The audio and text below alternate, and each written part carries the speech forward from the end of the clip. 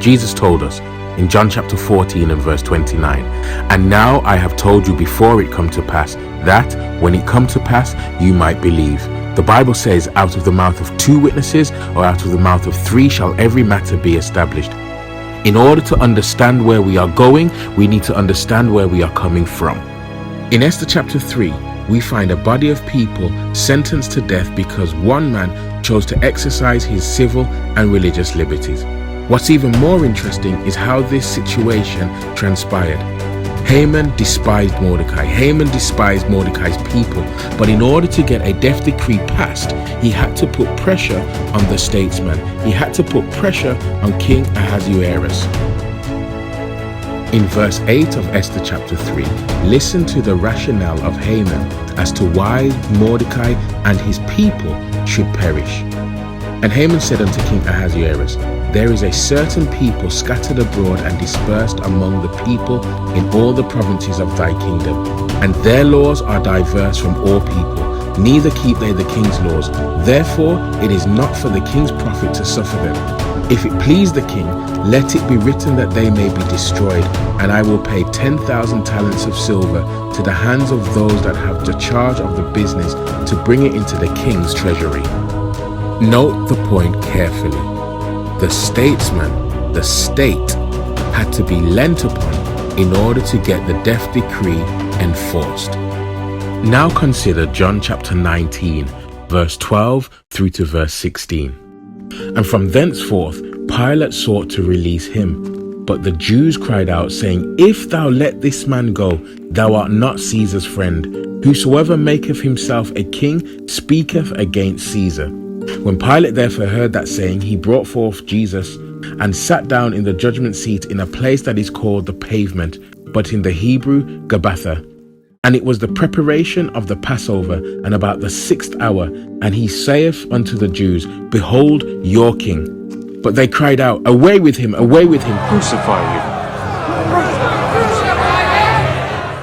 Pilate saith unto them, Shall I crucify your king? The chief priests answered, We have no king but Caesar. Then delivered he him therefore unto them to be crucified. And they took Jesus and led him away. Note the point carefully again. The statesman, the state, was lent upon in order to get the death decree enforced. Notice now the final witness. Revelation 13, 14 and 15. And deceiveth them that dwell on the earth by the means of those miracles which he had power to do in the sight of the beast, saying to them that dwell on the earth that they should make an image to the beast, which had a wound by a sword and did live. And he had power to give life unto the image of the beast, that the image of the beast should both speak and cause that as many as would not worship the image of the beast should be killed. For the final time, note the point carefully. The state had to be lent on in order to get the death decree enforced.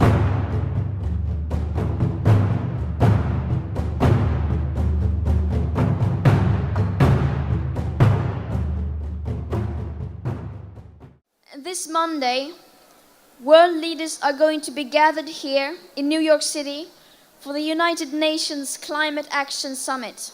The eyes of the world will be on them. They have a chance to prove that they, too, are united behind the science. They have a chance to take leadership, to prove they actually hear us. Do you think they hear us? We will make them hear us.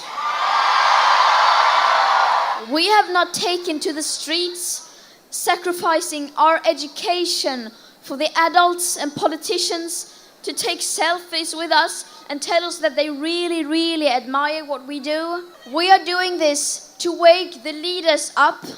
We are doing this to get them to act. We deserve a safe future.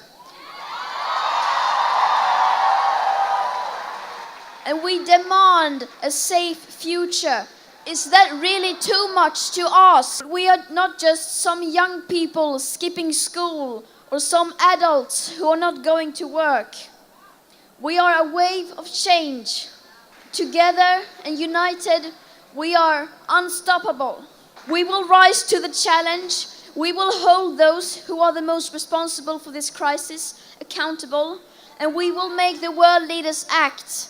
We can and we will. And if you belong to that small group of people who feel threatened by us, then we have some very bad news for you.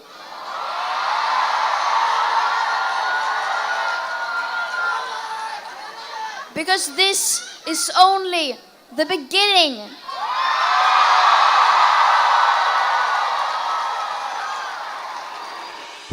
We are nearer to the second coming of Christ than we actually realize.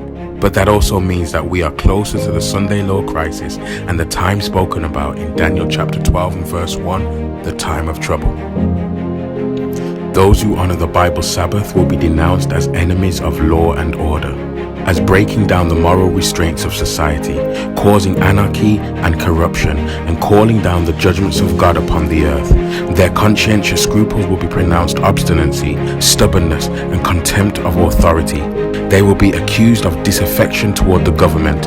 Ministers who deny the obligation of the divine law will present from the pulpit the duty of yielding obedience to the civil authorities as ordained of God. In legislative halls and courts of justice, commandment keepers will be misrepresented and condemned. A false coloring will be given to their words. The worst construction will be put upon their motives. As the final events continue to open before us, I pray that you find yourself, that we find ourselves in the secret place of the Most High God. Maranatha.